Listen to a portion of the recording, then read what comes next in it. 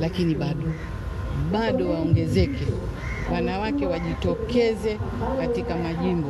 Halafu na jamii, bado jamii wakimwona mwanamke wana fikra zao ambazo sio nzuri. Huyu ataweza? Jamani, kama Dr. Samia Suluhu Hassan mwanamke mwenzetu kaweza, kwa nini sisi tusiwezi? Kwa hiyo natoa wito kwa kina mama wajitokeze ili na sisi tuweze kuzungumza.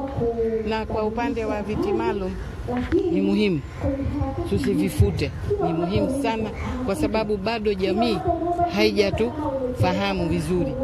Lakini viti maalum viwe na vikomo. Mimi nashauri vipindi hivi viwili. Ni chuo, miaka 10 inatosha, waende.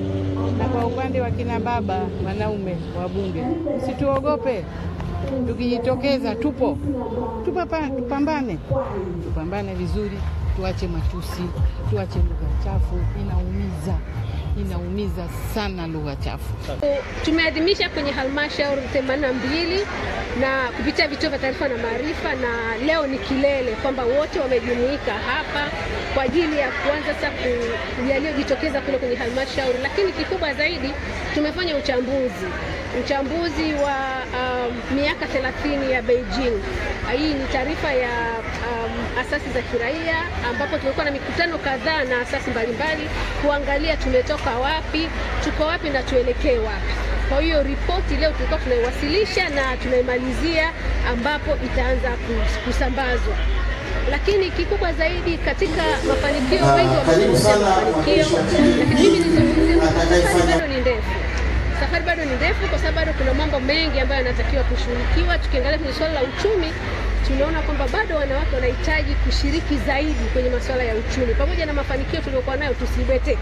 Kwenye uchumi mkuu wanawake hawapo zaidi. Hata ukiangalia kwenye biashara, zile biashara kubwa za kimataifa, wanawake hawapo kwa kiwango kikubwa. Kwa hiyo tunatamani wanawake waongezeke kwenye maeneo yale. Tunatamani pia vikwazo ambavyo viko kwenye masuala ya uwezeshaji wa kiuchumi viweze kuondolewa ili wanawake washiriki zaidi. Na kama tunavyoona, hata thimu kubwa ya mwaka huu ni ile haki, usawa na uwezeshaji. Na nafikiri tumekuwa tukiimba sana juu ya usawa. Lakini mara nyingi sana usawa na haki vimekuwa kama ni vitu vya kupita. Usawa tunataka ile uhalisia wa kuona kwamba sasa tumeingia kwenye usawa. Juu ya uchumi ni hiyo, na hakuna taifa linaloweza kuendelea bila uchumi. Na sasa hivi tunaona harakati zinazofanywa kidogo za kumnyanyua mwanamke zimeanza tena kutuletea backlash. Sasa tunatazamwa ni kama vile tunaacha familia, tunaanza kwenda kupigania. Hapana, hatuachi familia. Kwani tuko sisi wenyewe, si tuna familia, si tuna wakina baba ambao wenyewe nao wanaweza kashika majukumu mengine.